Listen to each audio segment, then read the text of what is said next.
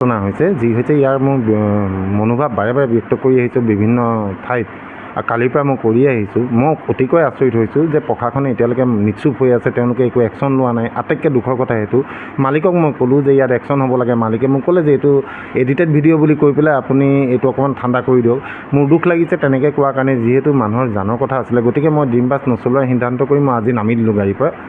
আৰু মই প্ৰশাসনক এটাই প্ৰশ্ন সুধিব বিচাৰোঁ যে আপোনালোকৰ গা কেতিয়া লৰিব? যদি সেই ছোৱালীজনীয়ে এক্সিডেণ্ট কৰি 10-15জন মানুহৰ যদি জানহানি হ'লহেঁতেন, তেতিয়া আপোনালোকে একশ্যন লোৱা হ'লে সেই মানুহকেইজনৰ প্ৰাণটো ঘূৰি আহিলেহেঁতেন নে? কেতিয়াও নাহে।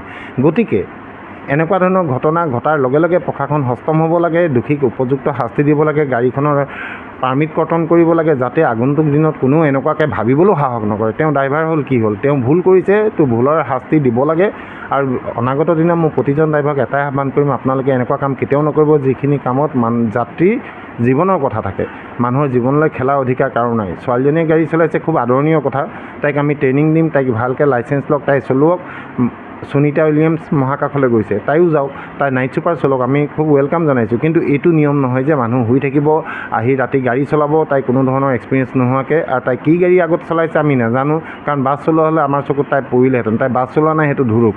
গতিকে এখন নাইট ছুপাৰ নচলোৱাকৈ এখন নাইট ছুপাৰ তাই সেইদিনাখন যোৰহাট দেৰগাঁৱৰ মাজত চলাই আছে। খুব আচৰিত কথা।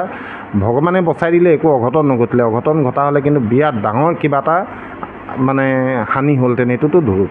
আৰু এনেকুৱা ঘটনা যাতে অসমত দ্বিতীয়বাৰ নঘটে, প্ৰতিজন ড্ৰাইভাৰ সজাগ হ'বলৈ মই অনুৰোধ জনালোঁ। Thank U.